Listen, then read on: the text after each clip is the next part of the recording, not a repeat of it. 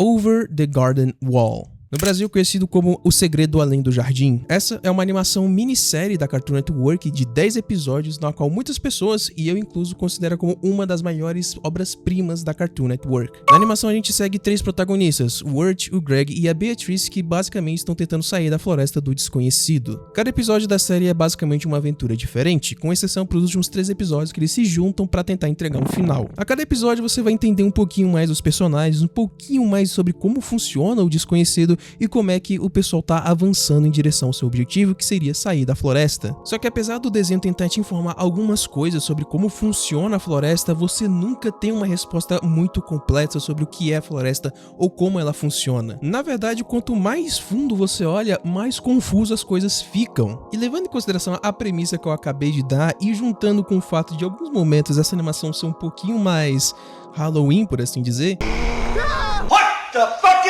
você basicamente entende que Over the Garden Wall não é nada mais, nada menos que uma ficção completamente sombria. Olhando assim de primeira, você pensa que Over the Garden Wall é só uma animação meio sombria para os Dias das Bruxas, quando na verdade, quanto mais você explora, mais você presta atenção em cada um dos episódios e alguns detalhes, mais obscuro fica a série. Senhoras e senhores, eu sou o Deep e hoje eu estou aqui para falar sobre a minha animação favorita de todos os tempos, Over the Garden Wall, e o quão sombrio e genial é essa peça de ficção. Logo de cara, por favor, se você gostar do vídeo, deixe seu like, compartilhe com seus amigos, que me ajuda demais, e não se esquece de se inscrever. Tendo dito isso, é lógico que esse vídeo vai ter uma tonelada de spoilers, então se você tem algum interesse em Over the Garden Wall, eu recomendo demais, é literalmente a minha coisa favorita da Cartoon Network, então se você quer assistir, tá lá no HBO Max, assista e depois volte para esse vídeo que a gente vai começar a entender um pouquinho sobre o que acontece nessa série. Então sem mais delongas, vamos explorar o incrível mundo do desconhecido.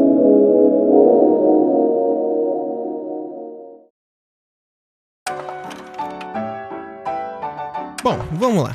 Antes de eu falar qualquer coisa, vamos deixar algumas coisas bem anotadas na sua cabeça sobre esse desenho. Por incrível que pareça, eu posso falar algumas coisas que fazem sentido e até umas coisas que sejam óbvias, mas por incrível que pareça, quase nada nesse desenho é confirmado. E não, o criador do desenho, o Patrick McHale, ele nunca confirmou nada nessa animação, inclusive tudo que ele falava, ele sempre deixava bastante vago. Em resumo, essa série segue bastante o que Evangelion faz, eles te dão algumas informações e você que tem que interpretar como o universo funciona. Tendo dito isso, vamos para a primeira bomba. O desconhecido não é um lugar físico, por assim dizer, no sentido que aquilo na verdade não é o mundo real. Algo bem óbvio se você viu o penúltimo episódio da série. Só que aí que tá. O que especificamente é o desconhecido? O que é aquele lugar? O que é aquela floresta? E eu lhe respondo: ninguém sabe. E sinceramente, parando pra pensar, talvez nem mesmo o próprio criador do desenho saiba o que é o desconhecido. Contudo, a gente sabe qual foi a base que o criador utilizou para criar esse universo. E não foi nada mais, nada menos do que a própria Divina Comédia, o Inferno de Dante. E veja só, se você pega Dante's Inferno e você pega Over the Garden Wall, você vai ver que cada episódio representa um nível do inferno. Não só isso, cada episódio vai na sequência do livro. E não só isso, o Earth, ele é literalmente o Dante, se você parar pra ver o livro. E obviamente, se você parar pra analisar também a fera, a besta, o The Beast, você também vê que ele é basicamente um reconto do Lúcifer. Olha só que coisinha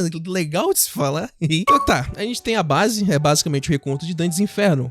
Mas o que isso quer dizer pra gente sobre o desconhecido? Bem simples, uma das teorias mais populares sobre Over the Garden Wall é que o desconhecido seria uma espécie de limbo/purgatório. Literalmente um lugar que fica entre a vida e a morte. E de novo, pegando o penúltimo episódio, a gente vê que o Greg e o Earth quase morreram 2 vezes. E nisso a gente chega numa parte muito importante do desenho, que seria o porquê que eles estão no purgatório/limbo. Assim, se você viu o desenho, você sabe que é porque o Earth é um cuzão e o Greg porque pedra. Sim, o Greg é na sua maioria um plot device. E a Beatrice, ela amaldiçoou a família e ela tá tentando resolver o problema. E veja só, o que acontece quando todo mundo resolve os seus demônios internos? Exatamente, o Earth e o Greg acordam e a Beatrice não é mais um pássaro. E a mesma coisa pode ser dita pela família dela. Além do fato de tudo isso fazer sentido e o criador usar como base Dante's Inferno, a gente também tem algumas coisas na série que também mostram que isso é uma espécie de purgatório ou uma espécie de limbo. Uma das coisas que você vai notando se você prestar bastante atenção nos episódios é que a floresta ela é meio que atemporal. Se você for parar em alguns ambientes, você vai notar que é tudo muito incoerente. Em um episódio a gente tá em uma vila onde as cabanas não são tão feitas assim de madeira, elas são até que bonitinhas e tem uma fazenda ali, então a gente tem uma ideia de tempo naquele episódio. Indo pra frente, a gente já tem outra coisa completamente diferente, a gente tem literalmente uma taverna, um bar onde o estilo dele é completamente medieval e os próprios clientes daquele bar, se você ficar notando neles, eles não fazem sentido com o tempo onde eles estão. Ou tá vestido com roupa da Revolução Francesa, ou tá vestido de um jeito medieval, ou tá vestido como se fosse um bandido de Dungeons and Dragons, então não faz sentido. E de novo, trazendo esse sentido de atemporal, no final do desenho a gente descobre que o Worf e o Greg são ou dos anos 90 ou dos anos 80. Só que quando a gente vê o final, a gente vê que a Beatrice, ela continua numa espécie de tempo parecido com o que tava no Desconhecido. Ou seja, Greg e o Worf são de um tempo e a Beatrice é de outro tempo mais antigo. Só que por incrível que pareça, o Worf e o Greg e a Beatrice não são os principais personagens que dão força pra essa teoria do limbo. Em um dos episódios que também tem esse lance de tudo ficar meio fora de sentido em questão de tempo, a gente conhece o personagem Quincy Endicott. Resumo da ópera: a mansão dele e o estilo visual dele e, consequentemente, da sua esposa são bastante remanescentes da Revolução Francesa, não faz muito sentido com o resto dos episódios. Só que no penúltimo episódio, quando o Greg e o Worf vão pro cemitério, eles se escondem em umas lápides, e em uma dessas lápides está o nome do Quincy Endicott. Ou seja, no mundo real, esse cara já tá morto há muito tempo. De novo, mais uma conexão pra parte atemporal do Desconhecido. Beleza, agora a gente sabe que basicamente a floresta do Desconhecido é alguma espécie de purgatório. E consequentemente, se é um purgatório, o pessoal tá ali por algum motivo, eles estão devendo alguma coisa em vida. O Worf tá ali porque ele é um cuzão, o lenhador tá ali por conta da filha e a Beatrice tá ali por conta da maldição que ela colocou na família. Agora só falta uma pergunta pra gente poder entender pelo menos a história do Worf e do Greg.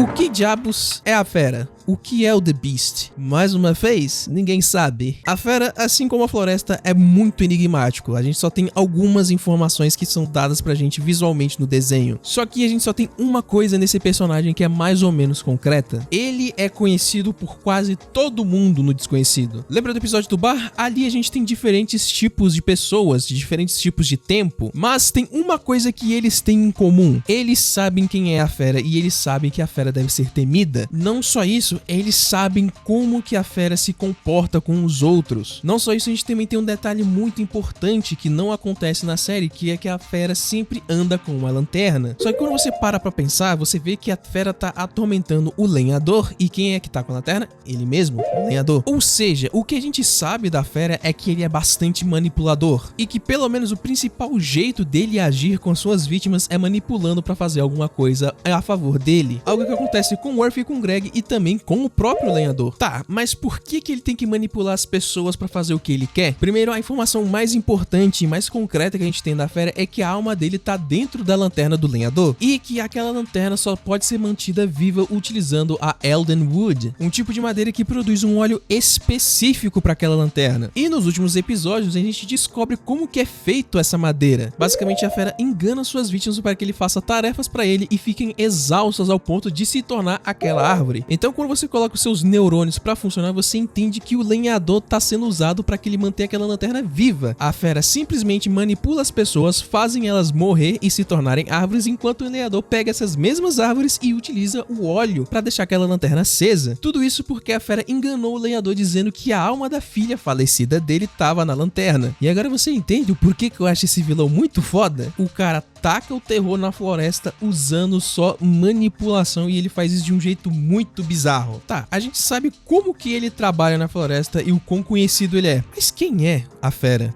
Então, não existe uma informação em questão disso, tá?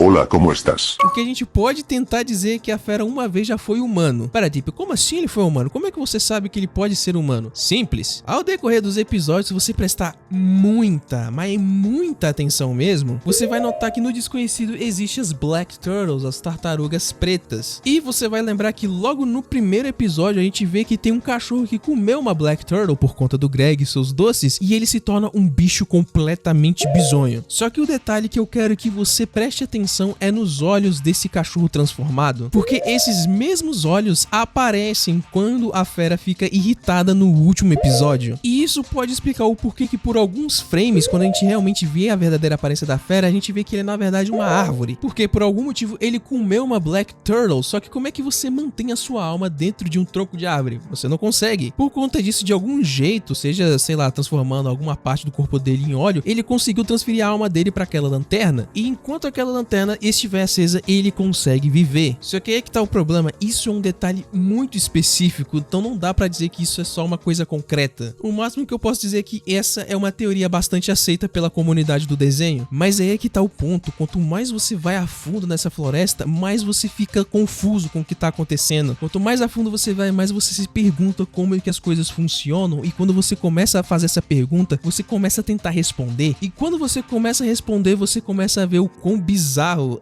consegue ser essa floresta. Então quando você olha pra Over the Garden Wall, você vê que é um desenho muito bem feito, é um desenho muito estiloso, e é um desenho que tem uns personagens muito interessantes, só que quando você vai a fundo, você vê que é muito mais que isso. Inclusive, dependendo, se você conseguir fazer algumas adaptações, Over the Garden Wall pode até mesmo ser uma série de terror, e é por esse motivo que eu amo tanto esse desenho. É simplesmente o desenho que você vai ver uma, duas, três vezes, você vai começar a montar um monte de coisa na sua cabeça, e tudo isso enquanto você vê uma história de desenvolvimento de personagem muito limpa, muito bonitinha, muito legal. E o mais impressionante, isso tudo é feito dentro de 10 episódios. Porque quando você para e pensa, você fica tipo, como que é possível um desenho de 10 episódios colocar tanta coisa assim? De novo, eu não sei responder.